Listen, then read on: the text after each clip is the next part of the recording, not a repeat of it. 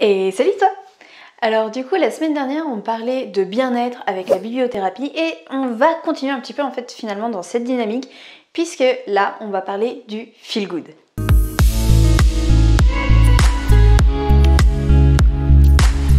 Ok, du coup qu'est-ce que c'est le feel good?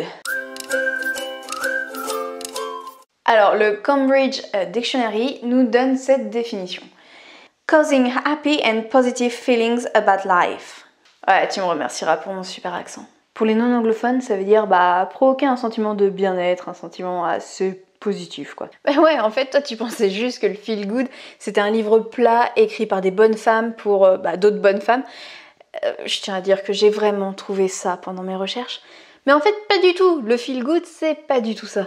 Et tu sais quoi, le dramatique ça peut être aussi compris dedans, parce que tant que t'inspires le meilleur au final à ton lecteur, c'est du feel good. Parce que du coup, au final, qu'est-ce que c'est le feel good? C'est tout simplement en fait aborder des sujets du quotidien, des choses qui vont parler à tout le monde en fait, et les amener de façon soit sous le ton de l'humour, ou alors de les dédramatiser pour que finalement on puisse prendre du recul sur la situation.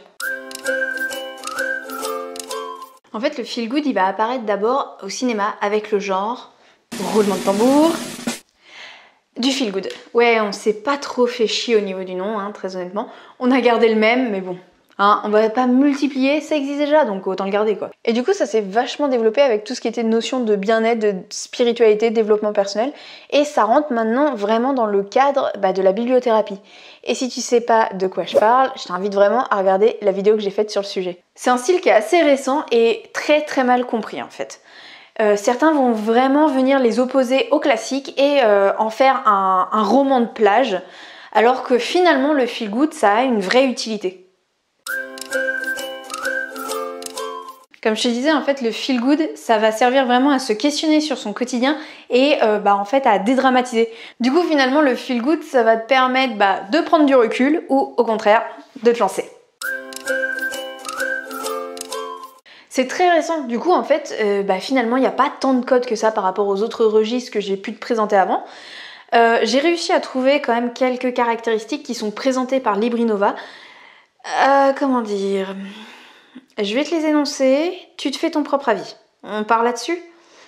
La première, c'est avoir une écriture fluide, c'est-à-dire un style assez simple qui est facile à lire, mais en fait on te parle carrément d'une écriture facile et sans effort.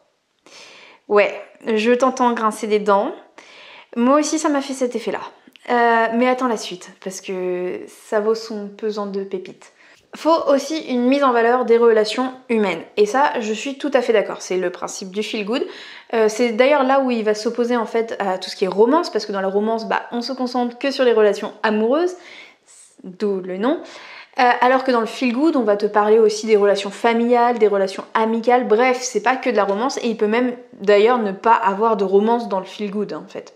Mais l'autre point, troisième caractéristique que donne Librinova pour le feel good, et qui je trouve est assez réducteur, c'est qu'il faut un titre long et une couverture colorée. Alors, oui, c'est vrai qu'on le retrouve beaucoup dans le feel good. Et d'ailleurs, dans la sélection que j'ai faite ce mois-ci, il y a en effet des romans avec un titre long et une couverture colorée.